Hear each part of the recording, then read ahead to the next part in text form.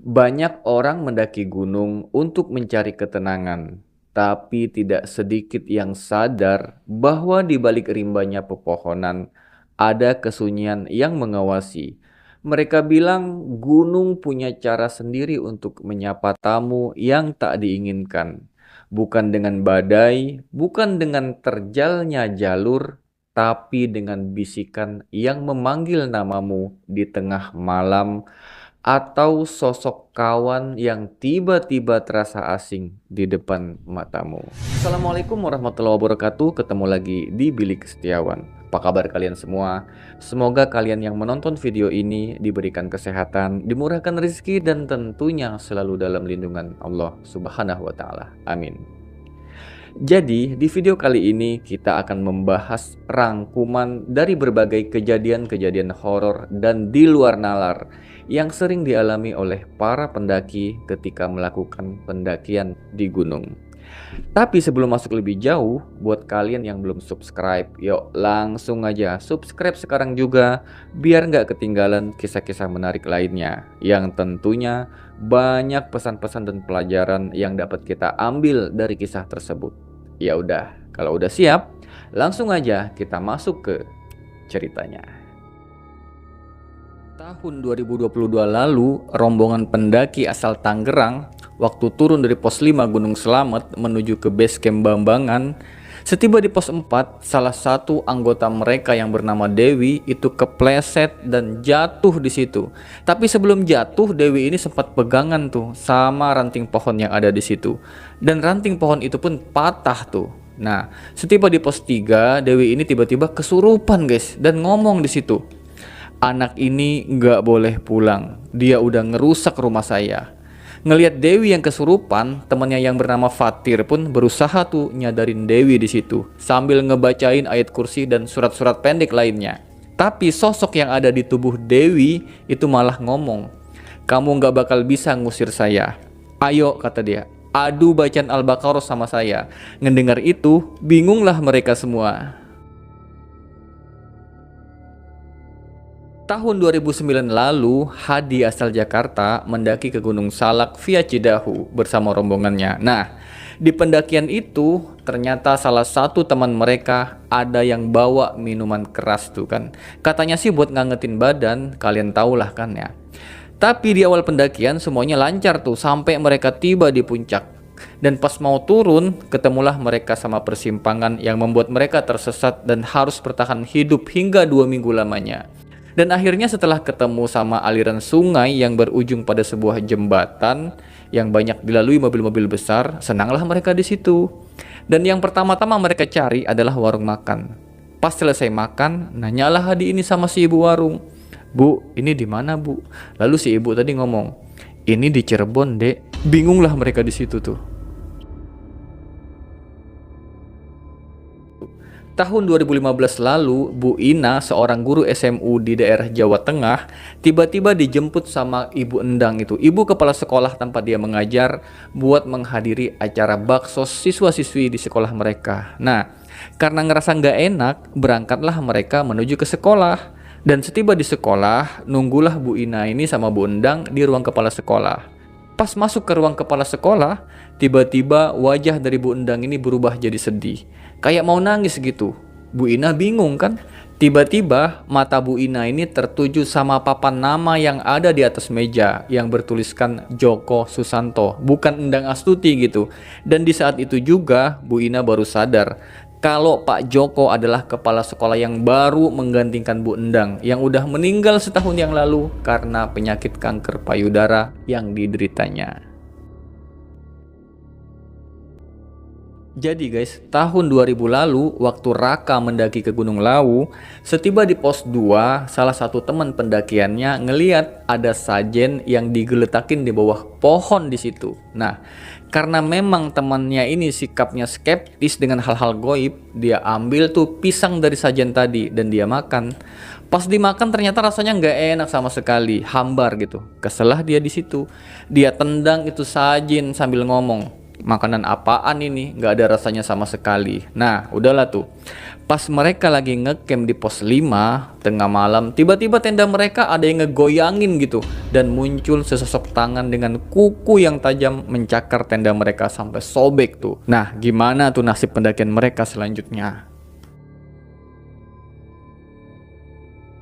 Tahun 2022 lalu, Mail asal Jakarta mendaki ke Gunung Arjuno bersama rombongannya via Pulau Sari. Nah, ketika menuju pos 7, tiba-tiba dia kebelet kencing tuh. Lalu kencinglah dia di balik pohon yang ada di situ. Dan selesai muncak, hendak turun ke base camp, tiba-tiba Mail ini jatuh. Kakinya kayak ada yang narik tuh dari belakang. Karena kakinya sakit, akhirnya Mail pun jalan sambil nyeret-nyeret itu kaki. Dan sampailah mereka di base camp. Nah, ngelihat Mail yang jalannya diseret-seret, dipijatlah tuh dia sama salah satu sesepuh yang ada di situ. Dan ternyata guys, menurut sesepuh tadi, kakinya Mail ini sejak dari atas tadi ada yang megangin tuh sosok perempuan penghuni lereng Jaya Dwipa yang tempatnya udah dia kencingin dan gak ngebolehin Mail untuk pulang. Pendaki ini mendaki bareng sosok pendaki goib di Gunung Slamet. Jadi guys, kejadiannya itu di tahun 2016 lalu, waktu Tio mendaki ke Gunung Slamet. Nah, di situ mereka disamperin tuh sama pendaki cowok yang minta gabung bareng mereka. Setelah diiyain, lanjutlah mereka jalan dan ngecamp di pos 5. Selesai muncak, tiba-tiba pendaki tadi ngomong, "Mas, saya duluan ya, saya mau pulang. Tugas saya udah selesai nih ngantar mas." Mas, ntar dulu, bareng aja turunnya," katanya. Tapi pendaki itu langsung aja turun tuh sambil lari. Dan anehnya nih, pas nyampe tenda, Rio ini nggak ngelihat sama sekali tenda dan bekas-bekas dari pendaki tadi. Barulah di situ mereka sadar kalau ternyata pendaki yang bareng mereka sejak kemarin bukan orang gitu guys. Tahun 2011 lalu, Laras, salah satu kru dari maskapai penerbangan domestik, mendapat giliran jaga shift malam. Dan waktu itu jadwal terakhir penerbangan adalah jam 8 malam. Nah, tepat jam 12 malam, tiba-tiba mereka dikejutkan dengan kedatangan beberapa orang pramugari dan kapten. Ditegurlah sama dia. "Malam kak." Tapi mereka ini diem aja semua, nggak ada yang nyaut. Dan gak lama kemudian Laras ini kebelet kencing. Pergilah dia ke WC. Dan di WC itu ternyata ada salah satu pramugari yang lagi duduk sambil ngerapin pakaiannya. Disapalah sama Laras. "Malam kak." "Iya," kata dia. Itu pramugari nanya lagi tuh, "Kamu tahu nggak kejadian pesawat hilang di tahun 2007 lalu?" "Sempat dengar sih kak," kata Laras, "di TV. Saya salah satu korbannya," kata pramugari itu. Kagetlah Laras di situ. Tahun 2021 lalu, Asep asal Lenteng Agung baru saja bekerja sebagai sopir truk di sebuah perusahaan material di daerah Cengkareng. Lalu dia ditugasin untuk mengirim barang ke daerah Parung. Cuman waktu itu dia diminta ngebawa truk milik rekan kerjanya, bukan truk yang biasa dia bawa gitu. Dan singkat cerita, setelah surat jalan dan kunci mobil diambil, berangkatlah Asep nih ke parkiran mobil. Dan waktu mau ngebuka pintu truk itu, dia kaget, kok di dalam udah ada orang gitu. Pas ditanya, namanya Oim. Dia adalah kenek dari mobil truk itu. Nah, karena Asep ini masih baru, dia percaya aja tuh. Berangkatlah mereka berdua. Setiba di Parung, diturunilah tuh barang-barang. Cuman si Oim ini diem aja nggak bantuin sama sekali. Asep kesel, laporlah dia ke mandor perusahaan. Dan apa jawab si mandor? "Sep," katanya, "Oim itu udah meninggal 2 minggu yang lalu karena kecelakaan." Kaget dia di situ. Jadi guys, tahun 2019 lalu, waktu Amin dan 2 rekannya hendak turun dari Gunung Lau menuju ke base camp, ketika menuju ke pos 1, mereka ngelihat ada bapak-bapak persis tukang ojek pakai motor smash, berpakaian pangsi hitam dan pakai caping gitu. Lagi duduk aja sambil ngerokok di bekas shelter yang udah ambruk tuh. Padahal kalau ngelihat medannya nih, nggak mungkin motor bisa masuk ke lokasi itu. Karena mereka ini butuh bantuan tuh, akhirnya didekatinlah sama Amin. Tapi pas si bapak tadi ngangkat kepalanya, ternyata mata si bapak itu merah menyala dan kulitnya hitam gosong. Amin pun berteriak di situ dan langsung lari sekencang-kencangnya. Tahun 2014 lalu, waktu Reni bersama rombongannya mendaki ke Gunung Rinjani, waktu mereka ngelewatin Bukit Penyesalan, tiba-tiba datang kabut tebal yang nutupin jalur pendakian. Dan tanpa disadari, ternyata Reni terpisah dari rombongannya. Akhirnya dia mutusin buat jalan pelan-pelan. Dan tanpa disadari, dia ngambil jalur yang salah. Dan dia pun terperosok ke bibir jurang yang dalamnya 30 meter. Untungnya, Reni ini sempat pegangan tuh sama akar pohon sambil teriak minta tolong. Dan tiba-tiba nih, dari dalam kabut tebel muncul sosok ibu-ibu tua dan langsung menarik tangan Reni ke atas. Dan Reni pun berhasil selamat. Cuman pas datang teman pendaki lain mau nolongin dia, mereka bingung tuh ngelihat Reni ngucapin terima kasih sama nenek tadi. Karena mereka nggak ngelihat apa-apa di situ, nggak ada siapa-siapa selain Reni sama mereka berdua gitu. Jadi guys, tahun 2020 lalu, Rijal sama temennya mendaki ke Gunung Cikuray via tapak gerot. Nah, waktu mau turun dari pos 3 ke pos 2, temen pendakiannya tadi jalan sambil asik aja tuh, dia nenggak miras. Nah, pas mereka lagi istirahat di tepi jalur, tiba-tiba datang kakek-kakek dari arah atas dan berhenti tepat di depan Rizal. Kakek tadi langsung nyodorin 3 linting rokok kaung ke Rijal tanpa ngomong sedikit pun. Nah, ngerasa ada yang aneh sama itu kakek, Rijal pun nolak. Enggak kek, makasih. Lalu kakek tadi pergi aja gitu. Nanyalah Rijal sama temannya tadi. Kata dia, lu ngerasa aneh nggak sih sama kakek tadi? Nah, lu tahu apa jawaban temennya Rijal tadi? Kakek yang mana? Nggak ada siapa-siapa kok. Merindinglah Rijal di situ.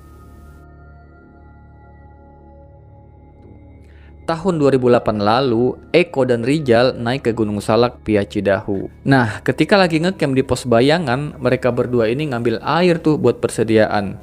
Dan pas lagi ngisi air gitu, Eko ini nyium bau busuk banget entah dari mana. Dan tiba-tiba muncul seorang pendaki yang ikut ngambil air, tapi pendaki ini mukanya pucet banget, diem aja nggak ngomong sama sekali. Tapi baru saja beberapa langkah, tiba-tiba pendaki tadi hilang seketika.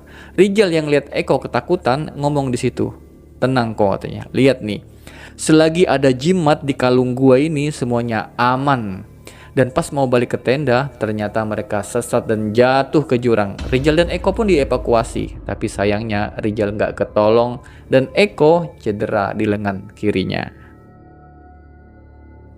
Tahun 2017 lalu, Eva, seorang pendaki pemula asal Jakarta Barat, mendaki ke Gunung Pulau Sari yang ada di Pandeglang, Jawa Barat. Nah, di pendakiannya itu, Eva ini memang bawaannya tuh kesel, marah sama salah satu teman pendakiannya yang kerjaannya main HP mulu, selfie mulu gitu kan. Nah, terus pas nyampe area camp, tiba-tiba Eva ini ngelihat ada sungai yang airnya jernih banget. Turunlah tuh dia ke sungai itu dan tiba-tiba suasana di sekeliling dia berubah, yang tadinya trek pendakian kini berubah jadi perkampungan yang ada gapura bertuliskan Kampung Pajajaran. Eva bingung di situ kan. Ini di mana ya? Nah, gimana tuh nasib Eva selanjutnya? Tahun 2022 lalu, Billy, seorang pendaki asal Cilduk, mendaki ke Gunung Merbabu bersama rombongannya via Tekelan. Nah, di awal pendakian sama pihak base camp ini, mereka udah di briefing tuh. Kalau di pendakian itu dilarang menggunakan atribut berwarna hijau atau merah. Tapi ternyata daypack yang dipakai Billy ini warnanya hijau. Nah, setiba di pos 4, mereka ngediriin tenda tuh. Dan tiba-tiba Billy ini kebelet BAB. Pergilah dia ke semak-semak menjauh dari tenda. Dan pas lagi BAB, tiba-tiba ada suara benda besar jatuh dekat dia. Dan muncul suara desis. Ternyata itu adalah sosok perempuan berbadan ular muncul tepat di depan dia. Lemeslah Billy di situ. Pendaki ini ketemu sosok cewek kakak beradik yang udah tinggal puluhan tahun di puncak Gunung Manglayang. Awalnya mereka nggak nyadar nih kalau yang mereka ajak ngobrol itu ternyata bukan orang. Jadi waktu ditanya, Mbak udah ngecamp dari semalam ya? Nah, kakak dari cewek tadi jawab, iya katanya. Tapi samar-samar kedengaran kalau adik dari si cewek tadi bisik-bisik ke kakaknya. Padahal kita udah puluhan tahun ya kak tinggal di sini. Ngedengar itu nggak pakai lama, Agus langsung ngajakin temannya tadi si Danu buat pergi dari situ. Nah, itu tadi nih yang dialami Agus sama Dani, pendaki asal Bandung waktu lagi muncak ke Gunung Manglayang di tahun 2021. Mungkin kalian ada yang pernah ngalamin kejadian kayak gini. Boleh banget tuh tulis pengalaman kalian di bawah. Jadi guys, tahun 2022 lalu, Egi bersama rombongannya mendaki ke Gunung Slamet via Bambangan. Nah, setiba di pos 3, mereka ngecamp di situ dan tengah malam Egi sama teman-temannya ini iseng nih main remi sambil nyetel lagu-lagu dari HP-nya. Pas lagi asik-asiknya dengerin lagu, tiba-tiba terdengar suara tangisan bayi tepat di belakang tenda mereka dan mengarah ke salah satu pohon tumbang yang ada di situ. Akhirnya, salah satu teman mereka yang ada di luar tenda langsung lari ke dalam dan ngomong, "Lu denger nggak suara bayi tadi?" "Iya," katanya. Berarti mereka semua denger di situ. Akhirnya mereka langsung berhenti main dan langsung tidur sampai besok paginya. Tahun 2000 lalu, Taji asal Purwokerto mendaki ke Gunung Slamet via Bambangan bersama 4 orang temannya. Nah, di awal pendakian semuanya berjalan lancar sampai mereka tiba di puncak. Dan setiba di puncak, ternyata salah satu teman mereka minta dipotoin tanpa baju, tanpa celana. Jadi cuma pakai sempak doang gitu. Katanya sih kapan lagi bisa foto kayak gini di puncak gunung. Nah, setelah dipotoin ini nggak lama, tiba-tiba cuaca yang tadinya cerah berubah jadi mendung dan berkabut sampai jarak pandang itu cuma 2 meter. Ya alhasil pas mereka turun nih, tersesat bener-bener sampai semuanya udah pasrah di situ. Kalaupun memang harus berakhir di gunung ini ya ikhlas saja tuh. Dan untungnya mereka ditemuin sama rombongan pendaki lain dan akhirnya bisa lagi turun kembali ke base camp. Oke, itu tadi rangkuman dari berbagai kisah pengalaman horor yang dialami oleh para pendaki. Mudah-mudahan kita bisa mengambil pelajaran dari kisah tersebut untuk lebih berhati-hati dan selalu menjaga kelestarian alam, menghormati adat istiadat dan kearifan lokal setempat. Terima kasih udah menyimak. Gua Setia undur diri. Assalamualaikum warahmatullahi wabarakatuh.